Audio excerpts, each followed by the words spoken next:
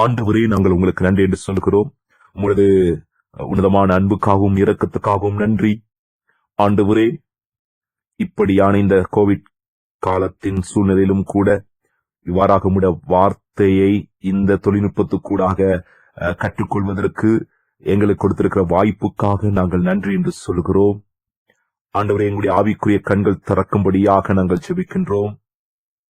ஆண்டவரே, எங்களுடைய ஆவிக்குரிய கண்கள் திறக்கப்பட்டு உம்முடைய வார்த்தையை கற்றுக்கொண்டு அந்த வார்த்தையை நிலைத்திருப்பதற்கு எங்களுக்கு கிருபை கொடுக்கும்படி ஆண்டவரே, எங்களுடைய ஆவி எங்களுடைய இருதயத்தையும் உம்முடைய வார்த்தைக்கு திறக்கத்தக்கதாக நாங்கள் ஜெபிக்கிறோம். அன்பின் தேவனே, எங்கள் ஒவ்வொருவரையும் உம்முடைய கரத்திலே அர்ப்பணிக்கிறோம். ஆண்டவரே, உம்முடைய வார்த்தையின் ஆசீர்வாதமும் ஆயிரக்கணக்கான விதத்திலே அது எங்கள் மத்தியிலே கடந்து வர வேண்டும் என்று சொல்லி ஜெபிக்கிறோம். ஆண்டவரே, மீட்பின் சரித்திரத்தின் பாடத்திட்டத்துக்கூடாக நாங்கள் கற்றுக்கொண்டு அநேகருக்கு நாங்கள் ஆசீர்வாதமாய் இருப்பதற்கு எங்களுக்கு உதவி செய்யும்படி நாங்கள் ஜெபிக்கிறோம். எங்களுக்கு கிருபை தாரும். ஆண்டவரே, இந்த பாடத்திட்டத்தின் ஆரம்பத்திலிருந்து முடிவு மட்டும் உம்முடைய மகிமையும் கிருபையும் எங்களோடு கூட இருப்பதாக என்று நாங்கள் ஜெபிக்கிறோம்.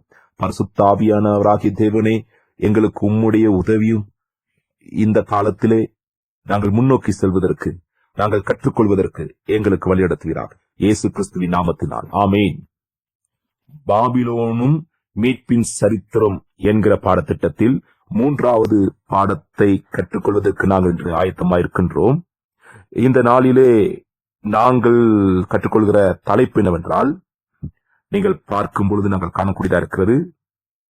பிரதானமான தலைப்பு பாபிலோனும் மீட்பின் சரித்திரமும். இன்றைய நாளில் நாங்கள் பார்க்க போகிறது பாபிலோனும் எருசலேமின் வீழ்ச்சியும். பாபிலோனும் எருசலேமின் வீழ்ச்சியும். இதுவரைக்கும் நாங்கள் கற்றுக்கொண்ட காரியங்களின் சாராம்சத்தை பார்க்கும் பொழுது நாங்கள் கற்றுக்கொண்டோம் பாபிலோனை குறித்ததான காரியங்களை குறித்து அநேக காரியங்கள் எங்களால் பார்க்க முடியாமல் போனது. மீட்பின் சரித்திரத்திலே பாபிலோனிய தேவனுடைய திட்டம் எப்படியாய் இருந்தது, அதே போல பாபிலோனும் வம்சவழிகளும் எவ்வாறாக கடந்து போனது என்பதை குறித்தும், அதற்கூடாக தேவன் இந்த பரம்பரைகளை எப்படி பாபிலோனிய தாக்கத்துக்கு தாழ்த்தி முன்னோக்கி கொண்டு போனார் என்பதை குறித்தும், அதே போல இஸ்ரவேல் வம்சத்துடைய ஆபிரகாமை ஊரிலிருந்து அங்கே அழைத்து பாபிலோனிலிருந்து அவர் விலக்கி எவ்வாறாக கொண்டு வந்தார் என்பதை குறித்தும், அவருக்கூடாக ஏற்படுத்தப்பட்ட இந்த வம்ச வழிகளிலே இந்த பாபிலோன் என்கிறதான உலகத்திலிருந்து வெளியிலே கொண்டு வந்து தேவன் தனக்கென்று ஒரு அடையாளமாக ஆசாரியத்துவ ராஜ்யமாக, ஆசாரியத்துவ ஊழியத்துக்கு அவர்களை எவ்வாறாக மாற்றினார் என்பதை குறித்தும் நாங்கள் கற்றுக்கொண்டிருக்கின்றோம் இந்த பாடத்திட்டங்களுக்கு கூடாக.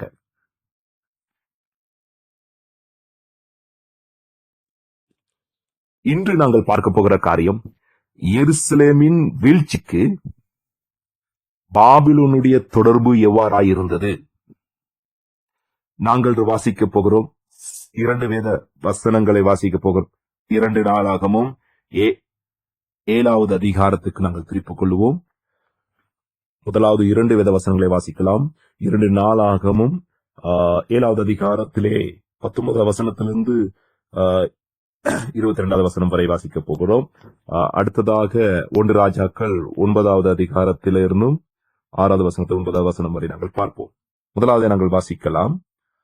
2 நாளாகவும் 7வது அதிகாரம் 19வது வசனத்திலிருந்து, நீங்கள் வழி விலகி நான் உங்களுக்கு முன்வைத்த என் கட்டளைகளையும் என் கற்பனைகளையும் விட்டு போய் வேற தேவர்களை சேவித்து அவர்களை பணிந்து கொள்வீர்களாகில், நான் அவர்களுக்கு கொடுத்த என் தேசத்தில் இருந்து அவர்களை பிடுங்கி என் நாமத்தினின்று நான் பரிசுத்தப்படுத்தின இந்த ஆலயத்தை என் சமூகத்தினின்று தள்ளி அது எல்லா ஜன சங்கங்களுக்குள்ளும் பலமொழியாகவும் வசை சொல்லாகவும் வைப்பேன். அப்பொழுது உன்னதமாயிருக்கிற இந்த ஆலயத்தை கடந்து போகிறவன் எவனும் பிரமித்து, கர்த்தர் இந்த தேசத்துக்கும் இந்த ஆலயத்துக்கும் இப்படி செய்து என்ன கேட்பான். அதற்கு அவர்கள் தங்கள் பிதாக்களை எகிப்து தேசத்தில் இருந்து புறப்பட பண்ணின தங்கள் தேவனாகிய கர்த்தரை விட்டு வேற தேவர்களை பற்றி கொண்டு அவைகளை நமஸ்கரித்து சேவித்தபடியினால் கர்த்தர் இந்த தீங்கையெல்லாம் அவர்கள் வர பண்ணினார் என்று சொல்வார்கள் என்றார். வேதவசனத்தின் பின்னணி என்ன?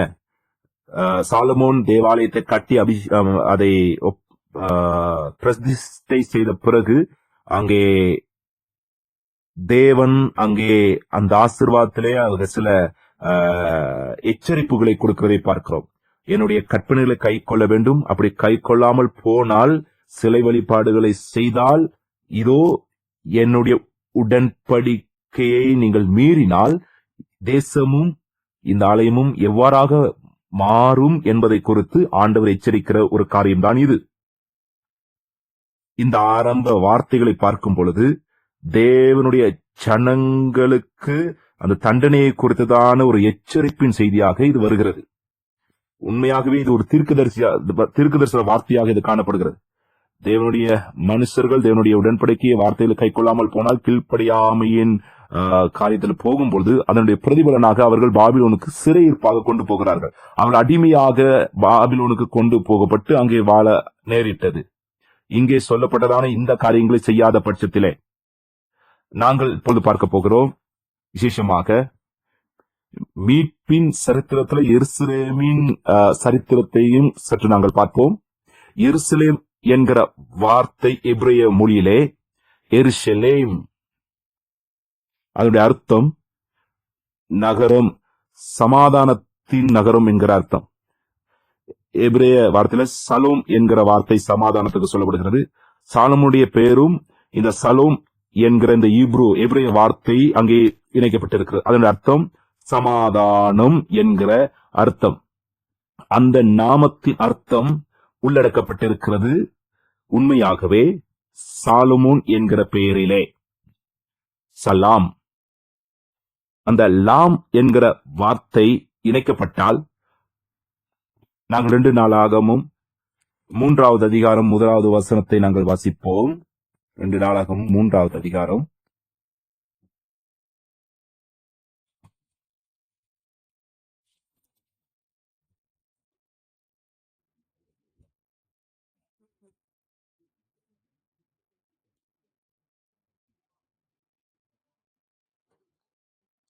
ரெண்டு நாளாக 3வது அதிகாரத்திலே, பின்பு சாலமோன் எருசலேமிலே தன் தகப்பனாகிய தாவீதுக்கு காண்பிக்கப்பட்ட மோரியா என்னும் மலையில் எபீசியனாகிய ஒர்னானின் களம் என்னும் தாவீது குறித்து வைத்த ஸ்தலத்திலே கர்த்தருடைய ஆலயத்தை கட்டத் துவங்கினான்.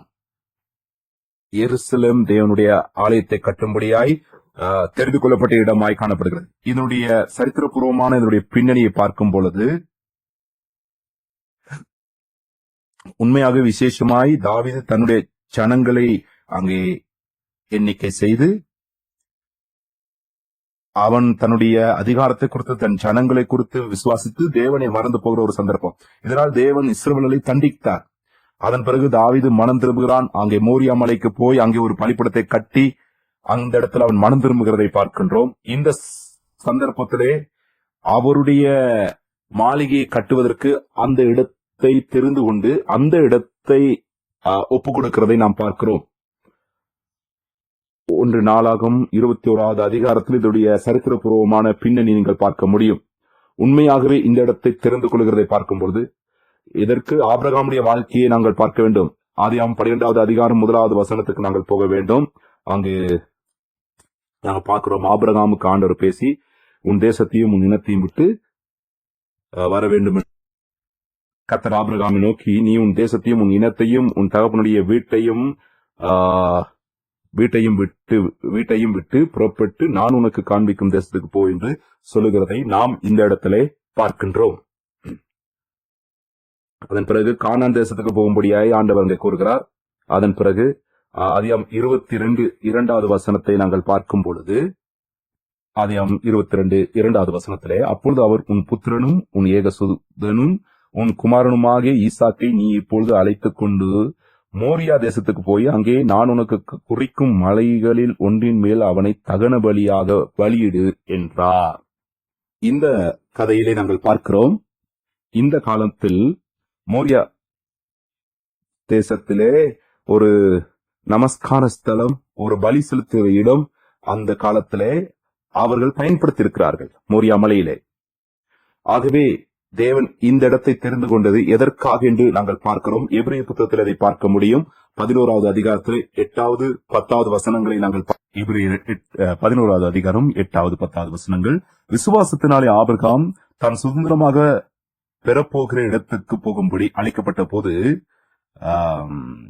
கீழ்ப்படிந்து தான் போகும் இடம் இன்னதென்று அறியாமல் புறப்பட்டு போனான். விசுவாசத்தினாலே அவன் வாக்குத்தத்தம் பண்ணப்பட்ட தேசத்திலே பரதேசியை போல சஞ்சரித்து அந்த வாக்குத்தத்தத்திற்கு உடன் சுதந்திரராகிய ஈசாக்கோடும் யாக்கோபோடும் கூடாரங்களிலே குடியிருந்தான். ஏனெனில் தேவன் தாமே கட்டி உண்டாக்கின அஸ்திபாரங்களுக்குள்ள நகரத்துக்கு அவன் காத்திருந்தான்.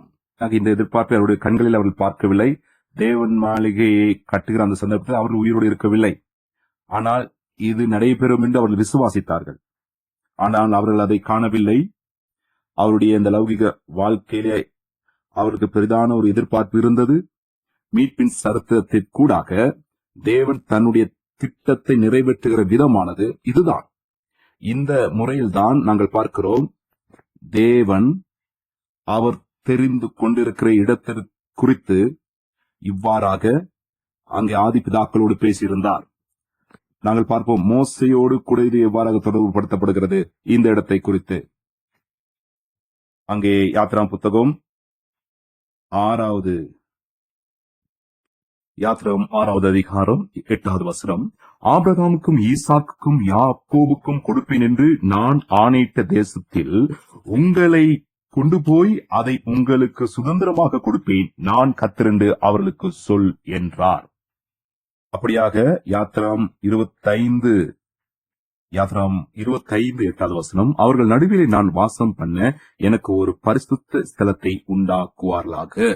இப்பொழுது பாருங்கள், தேவன் அவர்களுக்கு கூறுகிறார், நான் அங்கே அவளுக்கு அவசியம் இஸ்ரவேல் ஜனத்தார் மத்தியில் இருப்பதற்கு அவர்கள் எனக்கு ஒரு பரிசுத்த ஸ்தலத்தை உண்டாக்க வேண்டும். இந்த கூடாரத்தை கட்டுவதை குறித்து எல்லா கட்டளைகளையும் எல்லா அதனுடைய ஒழுங்கமைப்புகளையும் அந்த கூடாரம் சம்பந்தமான எல்லா முறைகளையும் மோசேக்கு தேவன் வெளிப்படுத்துகிறதை பார்க்கிறோம். தேவனுடைய கட்டளையோடு கூட அதை கட்ட வேண்டும். யாத்ராம் புத்தகத்திலே 12வது உபாகம் 12வது அதிகாரத்திலே 1வது வசனத்தில் பார்க்கிறோம். உங்கள் பிதாக்களின் தேவனாகிய கர்த்தர் உங்களுக்கு சுதந்திரிக்க கொடுக்கிற தேசத்திலே நீங்கள் பூமியில் உயிரோடு இருக்கும் நாளெல்லாம் கை கொண்டு நடக்க வேண்டிய கட்டளைகளும் நியாயங்களும் ஆவன. அதன் பிறகு 5வது வசனம் மிகவும் முக்கியமாயிருக்கிறது. உங்கள் தேவனாகிய கர்த்தர் தம்முடைய நாமம் விளங்கும்படி உங்கள் சகல கோத்திரங்களிலும் தெரிந்து கொள்ளும் ஸ்தானமாகிய அவருடைய வாசஸ்தலத்தையே நாடி அங்கே போய். இஸ்ரவேல் ஜனம் கானான் தேசத்துக்குள் பிரவேசிப்பதற்கு முன்பதாக தான் இந்த உபாகமம் புத்தகத்திலே இந்த தகவல்கள் மோசேக்கூடாக கொடுக்கப்படுகின்றது. தேவனுடைய சமூகம் இருக்கிற கூடாரம் அவளோடு கூட இருந்தது. அது கூடாரமாக மாத்திரமே இருந்தது. அது ஸ்திர இடமாக அது ஏற்படுத்தப்படவில்லை. ஆனால் தேவன் அவளுக்கு கூறினார், நான் ஒரு இடத்தை ஏற்படுத்தியிருக்கிறேன். இஸ்ரவேல் ஜனம் அந்த இடம் எங்கே என்பதை குறித்து அவர்கள் அறிந்திருக்கவில்லை. இது எப்பொழுது இது நிறைவேறும் என்பதை குறித்தும் அவர்கள் அறிந்திருக்கவில்லை. ஆனால் அது நிறைவேறுவது எப்போது என்று சொன்னால் தாவீதின் காலத்திலே. 2 சாமுவேல் 7வது அதிகாரத்தில் நாங்கள் பார்க்கும் பொழுது நாம் இந்த இடத்துல பார்க்கிறோம், தாவீது அங்கே தேவனுடைய கூடாரத்தை குறித்து அங்கே சொல்லுகிற அந்த காரியத்தை குறித்து நாம் இந்த இடத்துல பார்க்கக்கூடியதா இருக்கின்றது. இந்த காரியம்தான் அவனுடைய இருதயத்தை ஏவியது. தேவனுக்கென்று ஒரு கூடாரத்தை இல்லாவற்றால் ஆலயத்தை கட்ட வேண்டும் என்கிற எண்ணத்தை கொடுத்தது. 2 சாமுவேல் 7வது அதிகாரம் 10வது வசனம். நான் என் ஜனமாகிய இஸ்ரவேலுக்கு ஒரு இடத்தை ஏற்படுத்தி அவர்கள் தங்கள் ஸ்தானத்திலே குடியிருக்கவும் இனி அவர்கள் ஆலயமாலும் முன்போல நான் என் ஜனமாகிய இஸ்ரவேலின் மேல் நியாயாதிபதிகளை கட்டளையிட்ட நாள் வரையில் நடந்தது போலவும் நியாயக்கேட்டின் மக்களால் இனி சிறுமைப்படாமலும் இருக்கும்படி அவர்களை நாட்டினேன். வசனத்தை பார்க்கிறோம்.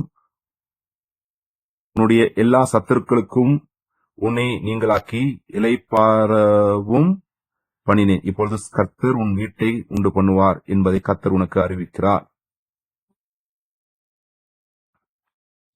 அடுத்து 13வது வசனம் சொல்லுகிறது, அவன் என் நாமத்துக்கென்று ஒரு ஆலயத்தை கட்டுவான், நான் அவன் ராஜ்ய பாரத்தின் சிங்காசனத்தை என்றைக்கும் நிலைப்பட பண்ணுவேன். 13வது வசனத்திலே சொல்லப்படுகிற வார்த்தை என்று சொல்லும்போது அது இயேசு கிறிஸ்துடைய ராஜ்யம் என்றென்றைக்கும், அந்த ராஜ்யம் என்றென்றைக்கும் நிலைத்திருக்கும் என்று சொல்லப்படுகிறது தான் இந்த இடத்துல பேசப்படுகின்றது. விசேஷித்த வம்சத்துக்கூடாக, விசேஷித்த நபருக்கூடாக தேவனுக்குரிய ஆலயம் கட்டப்பட தேவன் திட்டமிட்டார். இஸ்ரவேல் ராஜ்யத்துக்காக ஏற்படுத்தப்பட்ட காரியம் என்று அங்கே தேவன் பேசுகிறார்.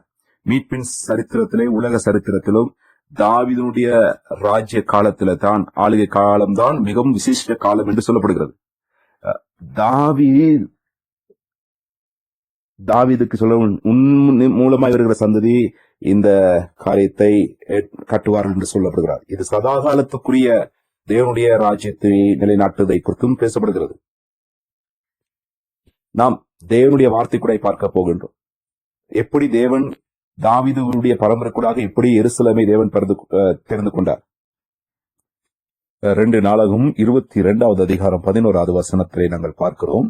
இப்போதும் என் குமாரனே, நீ பாக்கியவானாய் இருந்து கர்த்தர் உன்னை குறித்து சொன்னபடியே உன் தேவனாகிய கர்த்தரின் ஆலயத்தை கட்டும்படி அவர் உன்னுடனே கூட இருப்பாராக.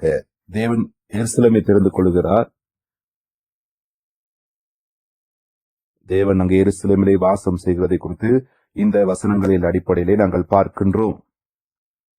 இதுதான் தேவனுடைய விசேஷித்த ஸ்தலமாக இந்த தேவனுடைய திட்டமாய் காணும்.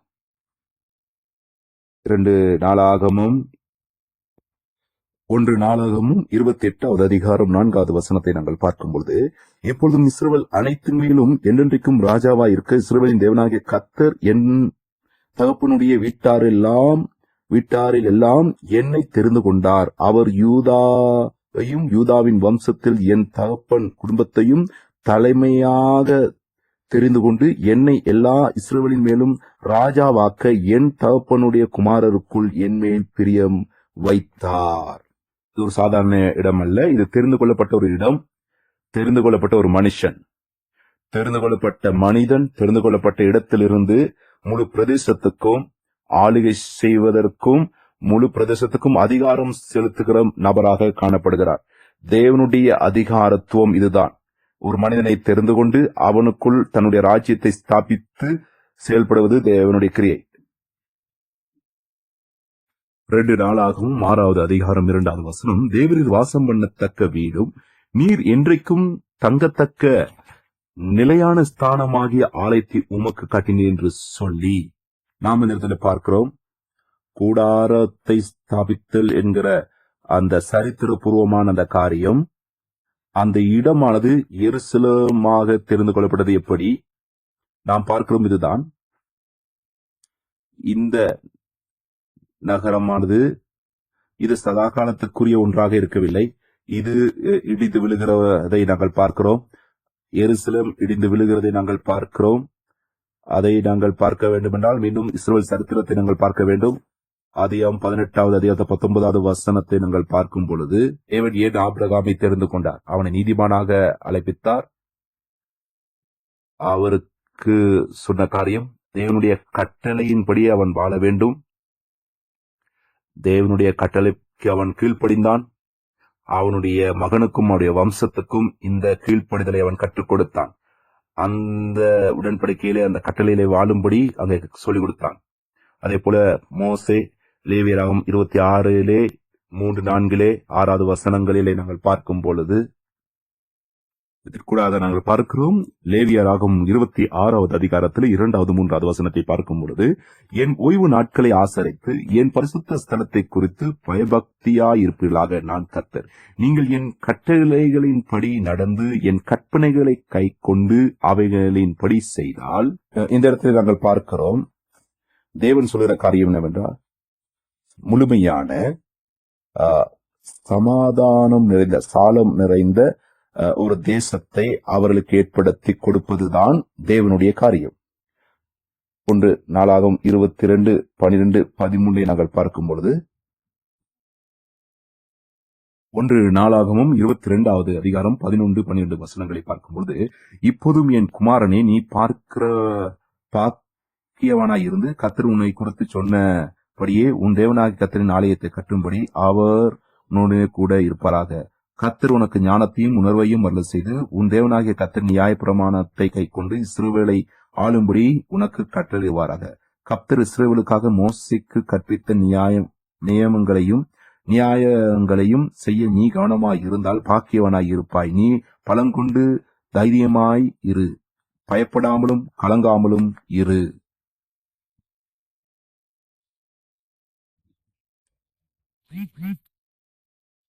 இந்த இடத்திலே தாவீது சொல்லப்படுகிறதான வார்த்தையாக இது காணப்படுகிறது. தேவன் சொல்லுகிறதான வார்த்தை. இந்த காரியங்களுக்கு கீழ்ப்படியாமல் போனால் என்ன நிறைவேறும்? லேவியாவும் 26வது அதிகாரத்தை நாங்கள் பார்க்க செவி கொடுக்காமல் போனால் என்ன நேரிடும்? லேவியராகமும் 26வது அதிகாரம் 14, 15 வசனங்கள். நீங்கள் எனக்கு செவி கொடாமலும் இந்த கற்பனைகளை எல்லாவற்றின்படி செய்யாமலும் என் கட்டளைகளை வெறுத்து உங்கள் ஆத்மா என் நியமங்களை ஆரோசித்து என் கற்பனைகள் எல்லாவற்றின்படியும் செய்யாதபடிக்கு என் உடன்படிக்கையை நீங்கள் மீறி போடுவீர்களாகில், தேவன் கூறுகிறார், என்னுடைய உடன்படிக்கையை நீங்கள் மறந்தால், கீழ்ப்படியாமல் போனால், இதோ இந்த காரியங்கள் உங்களை நோக்கி வரப்போகிறது. அந்த காரியங்கள் என்ன? அடுத்த பகுதியில் 16வது வசனத்திலிருந்து அங்கே சொல்லப்படுகிறது, அவருடைய நாட்கள் குறைய போது அவளுக்கு கொள்ளை நோய்கள் வரப்போகுது, அவளுக்கு வியாதிகள் வரப்போகிறது, கண்களை பூத்து போக பண்ணுகிறவர், அவருடைய விதைகள் தானியங்கள் எல்லாம் பலனற்று போய்விடும், அவருடைய சத்துருக்கள் வந்து அவர்களை ஆண்டு கொள்வார்கள், பிடித்துக் கொள்வார்கள். ஆகவே தேவன் அங்கே இன்னொரு காரியத்தை விதமாய் அவளுக்கு கூறுகிற காரியம் என்னவென்றால், அங்கே உபாகம் புத்தகத்தில் நாங்கள் பார்க்கிறோம் 28வது அதிகாரத்திலே, அந்த அதிகாரம் முழுவதிலும் அநேக வசனங்களிலே தேவன் அவர்களோடு பேசுகிறதை நாங்கள் பார்க்கிறோம். இந்த காரியங்கள் அவர்களை நோக்கி வரும் என்பதால் அவர்கள் கீழ்ப்படியாமல் போனால் அவர்கள் சத்துருக்களுக்கு முன்பதாக அவர்கள் முறியடிக்கப்படுவார்கள். அவர்களுக்குள் பசி, பட்டினி, நிர்வாணம், ஜாதிகளுக்கு முன்பதாக நிந்தைகள், இப்படிப்பட்ட காரியங்கள் வரும், சிதறடிக்கப்படுவார்கள், கொள்ளை நோய்கள் வரும் என்று அங்கே தேவன் அங்கே தொடர்ந்தும் அவளுக்கு எச்சரித்து சொன்னார். ஆகவே உங்களுக்கு நேரம் இருக்கிற நேரங்களிலே இந்த அதிகாரங்களை நீங்கள் முழுமையாக நீங்கள் வாசிக்கும்படியாக உங்களை கேட்டுக்கொள்கிறேன். லேவியாரம் 26 புத்தகங்கள் இதெல்லாம் நீங்கள் வாசிக்க வேண்டும். ஆக இஸ்ரவேல் ஜாதி தேவனுக்கு கீழ்ப்படியாமல் போனது நிமித்தம் அவர்கள் பாபிலோனுக்கு சிறை பிடிக்கப்பட்டு போனார்கள். இதை குறித்து நாங்கள் தியானிக்க போகிறோம், கற்றுக்கொள்ள போகிறோம், ஆய்வு செய்ய போகிறோம். நாங்கள் இன்னும் கொஞ்சம் தேவனுடைய கட்டளையோடு தொடர்புடைய அதை இன்னும் கொஞ்சம் ஆழமாய் போய் நாங்கள் பார்ப்போம். 1 ராஜாக்கள் 9வது அதிகாரம் 6, 9 வசனம். 2 நாளாம் புத்தகத்திலிருந்து குறித்து பார்க்கலாம். 1 நாளாம் 9 இந்த 6வது 7வது வசனத்தை நீங்கள் பார்க்க வேண்டும். 1 ராஜாக்கள் 9வது அதிகாரம் 6வது 7வது வசனங்களை நாங்கள் பார்க்கலாம். நீங்கள் உங்கள் பிள்ளைகளும் என்னை விட்டு பின்வாங்கி நான் உங்களுக்கு முன்வைத்த என் கற்பனைகளையும் என் கட்டளைகளையும் கைக்கொள்ளாமல் போய் வேறு தேவர்களை சேவித்து அவைகளை பணிந்து கொள்வீர்களாகில், நான் இஸ்ரவேலுக்கு கொடுத்த தேசத்திலே அவர்களை வைக்காதபடிக்கு நிர்மூலமாக்கி என் நாமம் விளங்க நான் பரிசுத்தமாக்கின இந்த ஆலயத்தை என் சமூகத்தை விட்டு தள்ளுவேன். அப்பொழுது இஸ்ரவேல் சகல ஜனங்களுக்குள்ளும் பழமொழியாகவும் வசை சொல்லாகவும் இருப்பார்கள். எங்களுக்கு தெரிகின்றது, இந்த இடத்திலே தேவன் இங்கே பேசப்படுகிறார். தேவ மாளிகையை ஒப்பு கொடுக்கும் போது, பிரதிஷ்டை செய்யும் பொழுது அவர் பேசுகிறார். இந்த இடத்தினுடைய மகிமை இருக்கிறது தான்.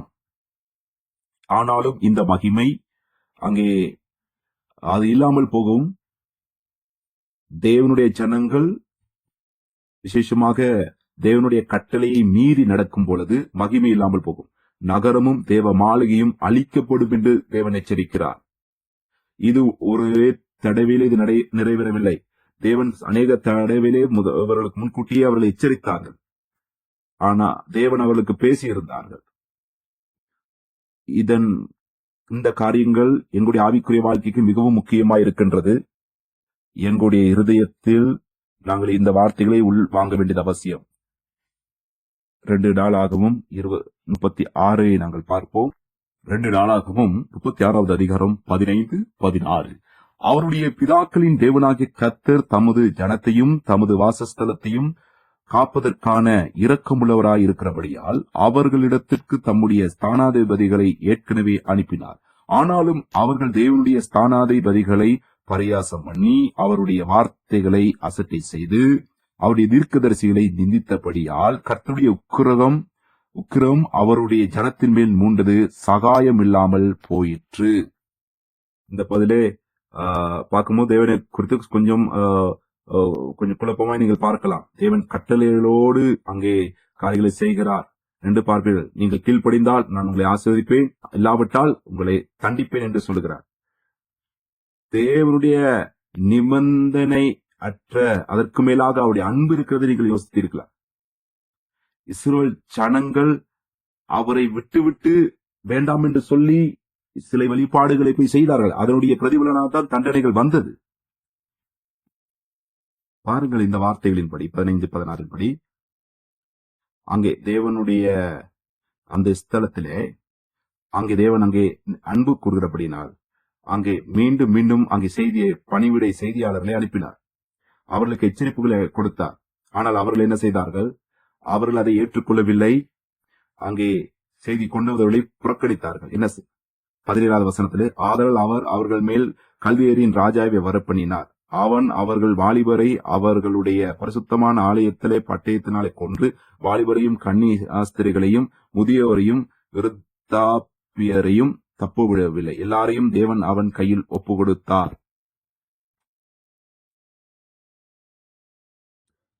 இதுதான் பாவத்தின் பிரதிபலன். பாவம் எங்களை அழித்துவிடும். பாவம் எங்களை அடிமைத்தனத்துக்கு கொண்டு போகும். பாவம் எங்களை பாபிலோனுக்கு கொண்டு செல்லும். உண்மையாகவே இறுதியிலே பார்க்கிறோம் என்ன நடைபெற்றது. இறுதியாக அநேக நேரத்திலே நான் பார்க்கிறோம் அங்கே மிகவும் புதுமையான காரியம். பாவம் சமாதானத்தை இல்லாமல் பண்ணும். அதுதான் முடிவு. எருசலேம் என்பது சமாதானத்தின் அடையாளம். ஆனால் பாபிலோன் அது இல்லாமல் போய் ஆக்கியது. சமாதானத்தின் நகரத்தை இல்லாமல் ஆக்கியது. சமாதானத்தின் வீட்டையும் இல்லாமல் ஆக்கியது. அதான் பாபிலோன் ஏசாயா 48 பார்க்கும் பொழுது ஏசாயா 48:22 சொல்லுகிறது, துன்மார்க்கருக்கு சமாதானம் இல்லை என்று கர்த்தர் சொல்லுகிறார். அதே போல ஏசாயா 57:21 துன்மார்க்கருக்கு சமாதானம் இல்லை என்று என் தேவன் சொல்லுகிறார். இதுதான் நாங்கள் பார்க்கின்றோம், இந்த இடத்துல சொல்லப்படுகின்றது. அதே போல நாங்கள் பார்க்கிறோம் எரேமியா 16வது அதிகாரத்தில் 5வது வசனம் என்ன சொல்லுகின்றது. அங்கே எரேமியா 16:5வது வசனத்தை பார்க்கிறோம். ஆகையால் நீ துக்க வீட்டில் பிரவேசியாமலும் புலம்பல் போகாமலும் அவர்களுக்கு பரிதபிக்காமலும் இருப்பாயாக என்று கர்த்தர் சொல்லுகிறார். என் சமாதானத்தையும் கிருபையையும் இரக்கத்தையும் இந்த ஜனத்தை விட்டு எடுத்து போட்டீர் என்று கர்த்தர் சொல்லுகிறார். தேவன் சொல்லுகிறார். எரேமியாவை பார்த்து சொல்லுகிறார். அங்கே அழுகிற அந்த எரேமியாவை பார்த்து சொல்கிறார்.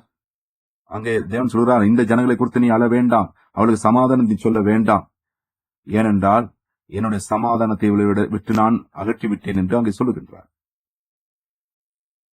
தானியேல் 9வது அதிகாரத்தின்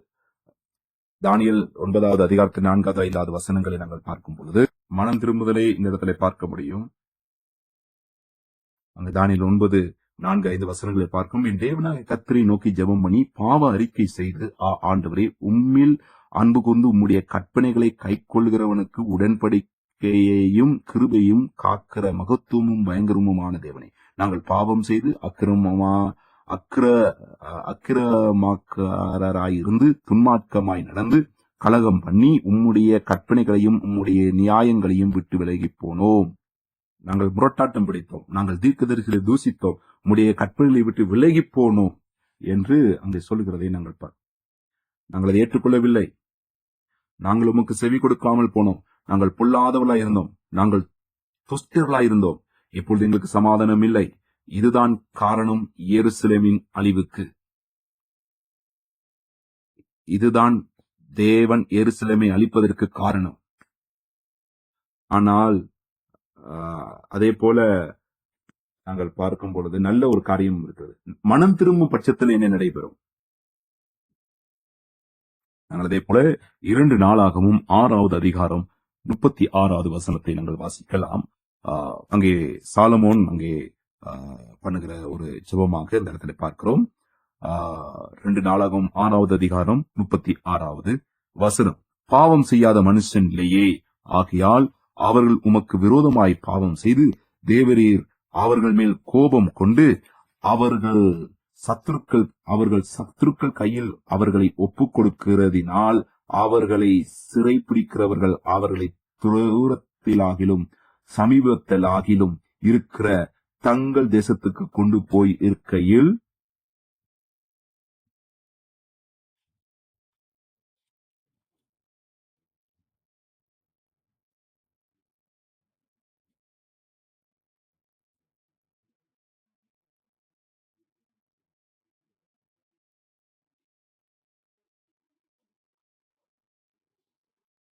அவர்கள் சிறைப்பட்டு போன தேசத்திலே தங்களில் உணர்வடைந்து மனம் திரும்பி நாங்கள் பாவம் செய்து அக்கிரமம் பண்ணி துன்மார்க்கமாய் நடந்தோம் என்று தங்கள் சிறையிருப்பான தேசத்திலே உம்மை நோக்கி கெஞ்சி உம்முடைய நாமத்திற்கு நான் கட்டின இந்த ஆலயத்துக்கும் நேராக உம்மை நோக்கி விண்ணப்பம் பண்ணினால் உம்முடைய வாசஸ்தலமாகிய பரலோகத்தில் இருக்கிற தேவரீர் அவர்கள் விண்ணப்பத்தையும் ஜெபங்களையும் கேட்டு அவர்களை நியாயத்தை விசாரித்து உமக்கு விரோதமாய் பாவம் செய்த உம்முடைய ஜனத்துக்கு மன்னித்தருளும்.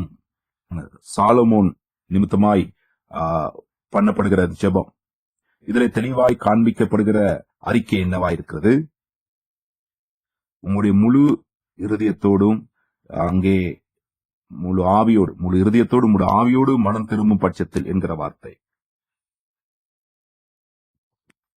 நாங்கள் பார்க்கிறோம். அங்கு உபாகம் 4வது அதிகாரத்தில் 27வது வசனத்திலிருந்து 29வது வசனம் வரைக்கும் நாங்கள் பார்க்கும்போது நீங்கள் இந்த பிரமாணத்தை கை கொள்ளாமல் போனால் இந்த சாபங்கள் உங்கள் மீது வரும் என்று அங்கு சொல்லப்பட்டதை நாங்கள் பார்க்கிறோம். ஆக நாங்கள் மீண்டும் இந்த வசனத்தை நாங்கள் வாசிப்போம். நாங்கள் ஏற்கனவே இதை வாசித்திருக்கிறோம். மீண்டும் இந்த பகுதியை நாங்கள் வாசிக்கலாம். கர்த்தர் உங்களை புறஜாதிகளுக்குள்ளே சிதற அடிப்பார். கர்த்தர் உங்களை கொண்டு போய் விடப்போகிற ஜாதிகளிடத்திலே கொஞ்ச ஜனமாய் மிந்தி இருப்பீர்கள். அங்கே காணாமலும் கேளாமலும் சாப்பிடாமலும் முகராமலும் இருக்கிற மரமும் கல்லுமான மனுஷர் கைவேலையாகிய தேவர்களை சேவிப்பீர்கள். அப்பொழுது அங்கே இருந்து உன் தேவனாகிய கர்த்தரை தேடுவாய். உன் முழு இருதயத்தோடும் உன் முழு ஆத்மாவோடும் அவரை தேடும் போது அவரை கண்டடைவாய். இந்த இடத்துல பார்க்கிறோம், நியாய பிரமாணத்திலும் இந்த காலன் தேசத்துக்குள் உட்பிரவேசிப்பதற்காக அங்கே இருக்கிற சந்தர்ப்பத்திலே மோசே அவளுக்கு ஞாபகம் ஊட்டுகிறதை நாங்கள் பார்க்கின்றோம். தேவன் அங்கே மோசே தேசத்தை அடிமைத்தனத்துக்கு கொண்டு போகப்படுகிறது. அந்த அடிமைத்தனத்திலிருந்து அவளை மீண்டும் அங்கே வர வேண்டும் என்றால் உங்களுடைய முழு இருதயத்தோடும் முழு ஆத்மாவோடும் தேவனை நீங்கள் தேட வேண்டும், தேவன் பக்கம் திரும்ப வேண்டும் என்பதை இந்த இடத்துல நாங்கள் பார்க்கிறோம். தெளிவாக அது காண்பிக்கப்படுகிறது. அப்படி என்றால் இது எவ்வாறாக தேவன் பக்கம் திரும்புவது, எப்படி தேவனுக்கு கூடாக மனம் திரும்பி தொடர்பை ஏற்படுத்துவது? ஓசியாவின் புத்தகம் 14வது அதிகாரத்திலே முதல் 2 வசனங்களை நீங்கள் பார்க்கலாம். இஸ்ரவேலே, உன் தேவனாய கர்த்தரிடத்தில் திரும்பி நீ உன் அக்கிரமத்தினாலே விழுந்தாய். வார்த்தைகளை கொண்டு கர்த்தரிடத்தில் திரும்புங்கள். அவரை நோக்கி தேவரீர் எல்லா அக்கிரமத்தையும் நீக்கி எங்களை தயவாய் அங்கீகரித்தருளும். அப்பொழுது நாங்கள் எங்கள் உதடுகளின் காளைகளை செலுத்துவோம். அங்கே பிரமாண புத்தகங்களிலும் சாலமோனுடைய புத்தகங்களிலும் இவைகள் கூறப்பட்டிருக்கிறது. இவர்கள் அடிமைகளால் கொண்டு போகப்படுதல், அவர்கள் மீண்டும் அங்கே வருதல், அதன் பிறகு அவர்கள் எதற்காக அவர்கள் கட்டியெழுப்பப்படுவார்கள் என்பதை குறித்தும், அவர்களுக்கான ஒரு காரியத்துக்காக கட்டியெழுப்பப்படுவதற்காக அல்ல, தேவனுக்காக, தேவனுடைய மாளிகை கட்டப்படுவதற்காகவும் தேவனுடைய ராஜ்யத்திற்காகவும் அவர்கள் கட்டியெழுப்பப்படுகிறார்கள். அடிமைத்தனத்துக்கு பிறகு தேவன் அவர்களுக்கு என்னத்தை கூறுகிறார்? தேவன் அவர்களுக்கு உடன்படிக்கையை நினைவுபடுத்துகிறார். தேவன் அங்கே உடன்படிக்கையை அவர்களுக்கு நினைவுபடுத்துகிறார். நாங்கள் பார்க்க போகின்றோம். விசேஷமாக எசேக்கியேல் 7வது அதிகாரத்தை நாங்கள் திருப்பிக் கொள்வோம். எசேக்கியேலின் புத்தகம் எசேக்கியேல் 38வது அதிகாரத்திலே 24வது வசனத்திலிருந்து 28வது வசனம் வரை நாங்கள் பார்க்க முடியும். விசேஷமாய் இந்த பகுதிகளை நீங்கள் பார்க்கும் பொழுது அங்கே தேவன் அங்கே செய்கிற காரியங்கள், சொல்கிற காரியங்கள் உங்களால் புரிந்து கொள்ள முடிகிறது. இந்த பகுதியில பார்க்கிறோம், அங்கே சிறையிருப்பு அடிமத்தனத்திலிருந்து வெளியே வந்த பிறகு அங்கே பேசப்படுகிற காரியம். சிறையிருப்புக்கு பிறகு தேவன் தன்னுடைய உடன்படிக்கையை அவர்களுக்கு ஞாபகம் ஊட்டுகிறார். மீண்டும் அவளுக்கு உடன்படிக்கையை நிலைநாட்டுகிறார். நாங்கள் இந்த பகுதியை வாசிப்போம். என் தாசனாகிய தாவீது என்பவர் அவர்கள் மேல் ராஜாவாக இருப்பார். அவர்கள் எல்லாருக்கும் ஒரே மெய்ப்பர் இருப்பார். அப்பொழுது அவர்கள் என் நியாயங்களில் நடந்து என் கட்டளைகளை கைக்கொண்டு அவைகளின்படியே செய்து நான் என் தாசனாகிய யாக்கோபுக்கு கொடுத்ததும் உங்கள் பிதாக்கள் குடிந்ததுமான தேசத்திலே குடியிருப்பார்கள். அவர்கள் பிள்ளைகளும் அவர்களுடைய பிள்ளைகளின் பிள்ளைகளும் அதிலே என்றென்றைக்கும் குடியிருப்பார்கள். என் தாசனாகிய தாவீது என்பவர் என்றென்றைக்கும் அவளுக்கு அதிபதியாய் இருப்பார். நான் அவளோடு கூட சமாதான உடன்படிக்கை செய்வேன். அது அவர்களுக்கு நித்திய உடன்படிக்கையாய் இருக்கும். நான் அவர்களை நிலைப்படுத்தி அவர்களை வர்த்திக்க பண்ணி அவர்கள் நடுவிலே என் பரிசுத்த ஸ்தலத்தை என்றென்றைக்கும் ஸ்தாபிப்பேன். என் வாசஸ்தலம் அவளிடத்தில் இருக்கும். நான் அவர்கள் தேவனாயிருப்பேன், அவர்கள் என் ஜனமாயிருப்பார்கள். கடைசி பகுதி, அப்படி என் பரிசுத்த ஸ்தலம் அவர்கள் நடுவில் என்றென்றைக்கும் இருக்கும்போது நான் இஸ்ரவேலை பரிசுத்தம் பண்ணுகிற கர்த்தர் என்று ஜாதிகள் அறிந்து கொள்வார்கள் என்றார் என்று என்றார். சிறையிருப்புக்கு பிறகு தேவனுடைய வார்த்தை கூடாக அவர்கள் தாவீதின் இயேசு கிறிஸ்துவின் நிழலிலே அவரே அவர்களுக்கு மெய்ப்பனாக இருப்பார் என்று அதிலே கட்டப்படுவார் என்று சொல்லப்படுகிறது. தேவன் அங்கே கூறுகிறார், நீங்கள் மீண்டும் வாக்களிக்கப்பட்ட தேசத்துக்கு நீங்கள் வழிநடத்தப்படுவீர்கள். நீங்கள் உங்களை குறித்து மீண்டும் தாவீதே ராஜாவாய் உங்களுக்கு இருப்பார். சமாதானத்தின் உடன்படிக்கை உங்கள் மேல் மீண்டும் நிலைநாட்டப்படும் என்று சொல்லப்படும். எருசலேமின் சமாதானம், அந்த எருசலேமின் சமாதானத்தின் இடம் அந்த துஷ்ட குணத்தினால் அது இல்லாமல் போனது. ஆனால் தேவன் அங்கே மீண்டும் கூறுகிறார், அந்த உடன்படிக்கை சதா காலத்துக்குரியதாய் இருக்கிறது என்று சொல்லுகிறார். இது எவ்வாறாய் இருக்கும்?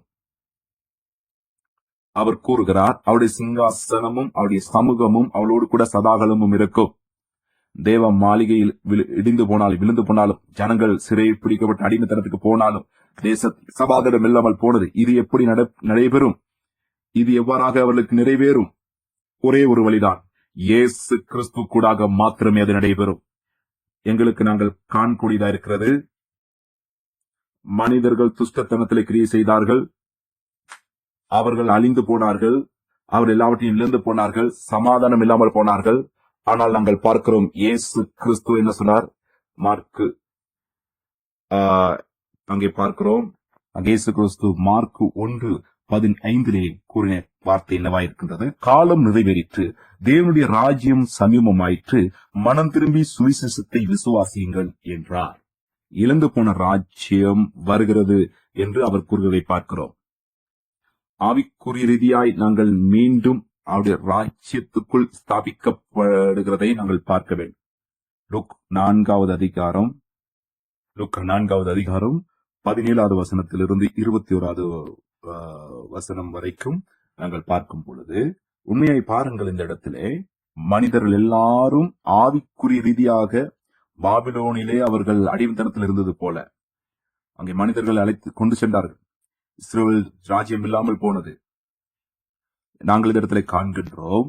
இந்த இடத்துல சொல்லப்படுகிறது, இந்த பகுதியிலே அவர் புத்தகத்தை திறந்து கர்த்தருடைய ஆவியான என் மேல் இருக்கிறார், கர்த்தருக்கு சுவிசேஷத்தை பிரசங்கிக்கும்படி என்னை அபிஷேகம் பண்ணினார், இருதயம் நறுங்குண்டவர்களை குணமாக்கவும், சிறைப்பட்டவர்களை விடுதலையாக்கவும், குருடருக்கு பார்வையை அடையவும், பிரசித்தப்படுத்தவும், நொறுங்குண்டவர்களை விடுதலையாக்கவும், கர்த்தருடைய அனுக்கிரகம் வருஷத்தை பிரசித்தப்படுத்தவும் என்னை அனுப்பினார் என்று எழுதியிருக்கிறது இடத்தை அவர் கண்டு வாசித்து புஸ்தகத்தை சுருட்டி பணிவிடைக்காரிடத்தில் கொடுத்து நாங்கள் பார்க்கிறோம்.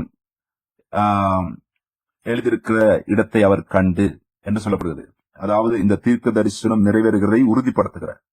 ஏசாயா மூலம் எழுதப்பட்ட தீர்க்க தரிசனத்தை இயேசு கிறிஸ்து கூடாக அது நிறைவேறுகிறதை பார்க்கிறோம். அவர் அங்கே அவர் தேவன், அவர் பிரமாணத்தை முழுமைப்படுத்தினவர். அவர் தீர்க்க தரிசனங்களை நிறைவேற்றினார். அவர் தேவனுடைய மாளிகையை, அவர் எங்களுடைய மீட்பர், அவர் எங்களுடைய உண்மையான ராஜா, அவர் எங்களை விடுவித்தவர். இவர் என்ன கூறினார்? இதோ உங்களுக்கு முன்பதாக இந்த நாளிலே இந்த தீர்க்க தரிசனம் சம்பூர்ணமடைந்தது. நாங்கள் பார்க்கிறோம், ஆதியாகம புத்தகத்திலிருந்து வெளிப்படுத்தல் புத்தகம் வரைக்கும் நாங்கள் பார்க்கும் பொழுது மீட்பின் சரித்திரத்தை குறித்து நாங்கள் கற்றுக்கொண்டிருக்கின்றோம். எல்லா சந்தர்ப்பங்களிலும் அந்த சரித்திரம் உங்களுக்கு ஞாபகம் ஊட்டப்படும் பொழுது அது நிறைவேறி இருக்கிறது என்பதை நீங்கள் நம்ப வேண்டும். ஏசாயா, அதாவது பாபிலோன், இஸ்ரவேல் ஜனங்கள் அங்கே அடிமத்தனத்துக்கு போவார்கள், சிறைப்பிடிக்கப்படுவார்கள், மீண்டும் அவர்கள் வருவார்கள், மீண்டும் தேசத்தை கட்டியெழுப்புவார்கள் என்று சொல்லப்பட்ட வார்த்தைகள். அதே போல இயேசு கிறிஸ்து இந்த வார்த்தை கூடாக அவர்களை விடுவிக்கின்றார். அவர்களுக்கு அவர் கூறுகிறார், இன்று அவர் முன்பதாய் நின்று கொண்டு கூறுகிறார். அவர் கூறினார், இன்று உங்கள் முன்பதாய் இந்த தீர்க்க தரிசன வார்த்தை நிறைவேறிற்று. பாருங்கள், ஒரு ஆச்சரியமான ஒரு ஆசீர்வாதமாய் இருக்கிறது. கிறிஸ்து கூடாக சமாதானம், எருசலேம், சமாதானம் என்கிற இடம் விழுந்து போன இடத்தை மீண்டும் கட்டியெழுப்பப்படும். இயேசு கிறிஸ்து தன்னுடைய சரீரத்தை கொடுத்து சொல்லி, விழுந்து போய் மீண்டும் அது கட்டியெழுப்பப்படும். அதற்கூடாக எங்களை தேவனோடு இணைக்கின்றது. நாங்கள் எபேசியர் 2வது அதிகாரத்தை நான் திருப்பிக் கொள்ளுவோம். நாங்கள் யாரும் ஒன்றாக வாசிப்போம். எபேசியர் 2வது அதிகாரம் 13வது வசனத்திலிருந்து, முன்னே தூரமாயிருந்த நீங்கள் இப்பொழுது கிறிஸ்து இயேசுவுக்குள் கிறிஸ்துவின் இரத்தத்தினாலே சமீபமானீர்கள். எப்படியெனில் அவரே நம்முடைய சமாதான காரணராகி இரு திறத்தாரையும் ஒன்றாக்கி பகையாக நின்ற பிரிவினையாகிய நடுச்சுவரை தகர்த்து சட்டத்திட்டங்களாகிய நியாய பிரமாணத்தை தம்முடைய மாம்சத்தினாலே ஒழித்து இரு திறத்தாரையும் தமக்குள்ளாக ஒரே புதிய மனுஷனாக சித்தித்து இப்படி சமாதானம் பண்ணி. பிரமாணம் எங்களுடைய வாழ்க்கையில ஒரு கருத்து, அதாவது அதை மீறினால் தண்டனை வரும், அதாவது மரணம் வரும். அந்த மரணத்தை இயேசு கிறிஸ்து ஏற்றுக்கொண்டார். அந்த மரணத்துக்கூடாக அது நிறைவேறிட்டது. அது எங்களுக்கு உரிமை கிடைத்தது. அவருடைய சமாதானம் கிடைத்திருக்கிறது. இயேசு கிறிஸ்து இதை எடுத்துக்கொண்டபடியினால் எங்கள் மேல் வந்ததான தண்டனையை அவர் இல்லாமலாக்கியிருக்கிறார். ஆகவே அதற்கு தேவனோடு எங்களுக்கு சமாதானமாக முடிகிறது. அவே எல்லாம் முடிவாயிற்று. எங்களுக்கு சமாதானம் வந்துவிட்டது. தேவன் அங்கே எருசலேம் விழுந்து போகும் என்று சொன்னார். அதற்கூடாக சதாகால உடன்படிக்கை நிலைத்திருக்கிறது. அதுதான் இந்த சதாகால உடன்படிக்கையா இருக்குது, நித்திய உடன்படிக்கை. நாங்கள் பார்க்கும் இஸ்ரவேலுடைய பாவத்தின் நிமித்தமாக தேவ மாளிகை அழிந்து போனது. எங்களுடைய பாவத்தின் நிமித்தம் இயேசு கிறிஸ்துடைய சரீரமாகிய மாளிகை அழிந்தது. ஆனால் அவருடைய இரக்கத்தினால், தேவனுடைய கிருபை கூடாக மீண்டும் உயிரோடு எழும்பினார். என்ன நடைபெற்றது?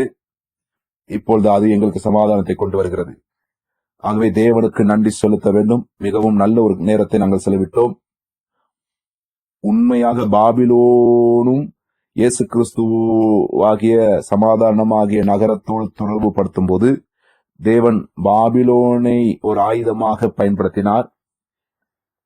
தேவனுடைய விருப்பத்தை, சத்தியத்தை வெளிப்படுத்துவதற்கு தேவன் அவர்களை பயன்படுத்தினார். சில வேளை நாங்கள் சிந்திக்கலாம், ஏன் நான் ஆவிக்குரிய பாபிலோனுக்கு அடிமையாக போகிறேன்? நான் ஏன் இன்னும் சிறையிருப்பிலே நான் ஏன் சிக்கி இருக்கின்றேன்? காரணம்தான் அது எங்களுடைய பாவம். நாங்கள் தேவனுடைய பிரமாணத்தை உடைக்கும் போது, ஆனால் இயேசு கிறிஸ்து எல்லாவற்றையும் சகித்துக் கொண்டார். எங்களுடைய பாவம், அக்கிரமம், அடிமைத்தனம், எங்களுடைய முரட்டாட்டம், இவை எல்லாவற்றையும் அவருடைய மரணத்தினால் அவர் நிறைவுபடுத்திட்டார். அவருடைய உயிர்த்தெழுதலில் என்ன நடைபெற்றது? வெற்றி கிடைத்தது. அந்த வெற்றியானது அது எங்களுடைய வெற்றி. அவருடைய மரணத்திலே நாங்கள் இணைக்கப்படுவது போல அவருடைய உயிர்த்தெழுதலிலும் நாங்கள் இணைக்கப்பட்டிருக்கிறோம், பங்கு உள்ளவர்களாய் இருக்கிறோம். நாங்கள் எதிர்பார்க்கிறோம் அவர் கூடாக அவர் வரும் பொழுது அவரோடு கூட அந்த சமாதானத்தின் எருசலேமிலே நாங்கள் அந்த எருசலேமிலே வாழ்வதுதான் எங்களுடைய எதிர்பார்ப்பு, எங்கள் எல்லோருடைய எதிர்பார்ப்பு அதுதான் எதிர்பார்த்து இருக்கிறோம். ஆமேன். ஆவே ஞாபகம் வைத்துக் கொள்ளுங்கள், இந்த காலம் மிகவும் மிக முக்கியமான ஒரு பாதையாக இருக்க போகிறது. இந்த பாடம் ஒரு அருமையான பாடமா இருக்கிறது. அடுத்த பாடத்தை நீங்கள் கற்றுக்கொள்வதற்கு இது மிகவும் பிரயோஜனமா இருக்க போகின்றது. ஆவே உங்களுக்கு முடியும் மற்றவருக்கு எதிர்பார்ப்பை கொண்டு வந்து கொடுக்கக்கூடிய விதத்திலே இந்த பாடத்தை நீங்கள் அவர்களுக்கு பகிர்ந்து கொள்ளுங்கள். அதுதான் பெருமதியா இருக்கிறது.